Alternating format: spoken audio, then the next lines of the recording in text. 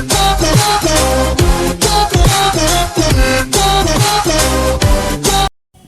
mga kakusina, ngayon magluluto tayo ng crispy boneless chicken with special sauce. Ngayon, ihanda natin 1 kilong paa ng manok at hugasan natin ito ng maigi. Ang gamit ko pala dito ay high pressure cooker para mabilis lumambot.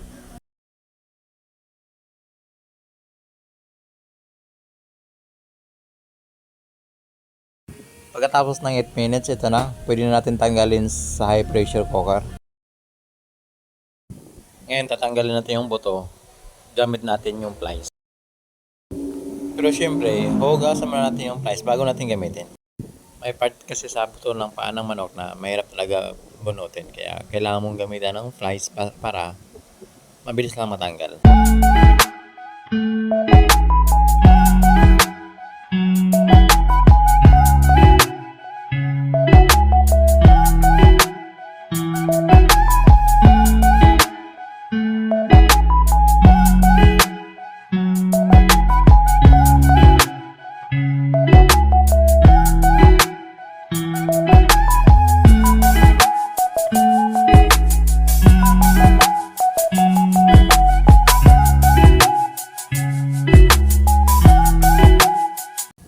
Ito na yon.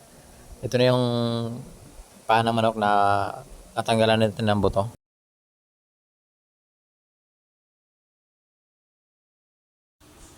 Titimpla natin yung manok.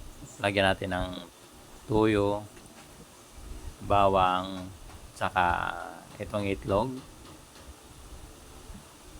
Yan. Saka crispy fry mix. At saka natin halo-haloin para mag-mix lahat ang mga ingredients.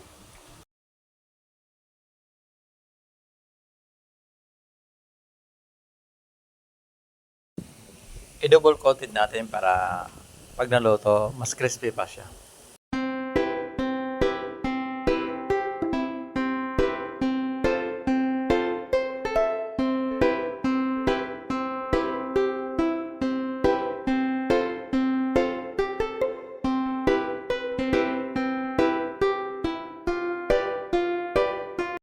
Habang pinipirito natin yung manok, gagawa tayo ng special sauce.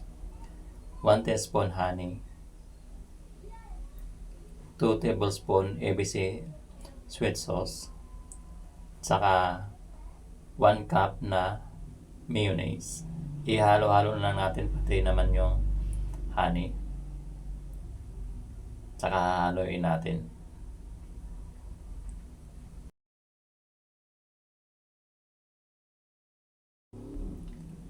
Pagkatapos haluin, lalagyan natin ng roasted sesame seeds.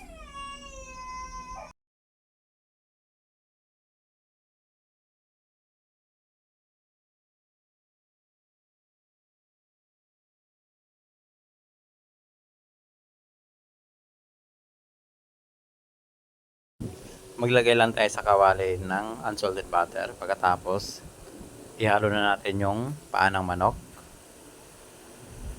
Pag okay na, pwede mo na ilagay yung special sauce na ating ginagawa. Ayan na. Hahaluin nyo lang hanggang sa makot lahat ng sauce yung chicken.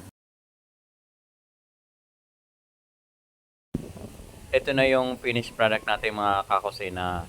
Ito pwede nyo itong idagdag sa menu nyo sa restaurant o kaya pwedeng pag-business, online business nyo. Ito na mga kakusina, talagang legit na masarap.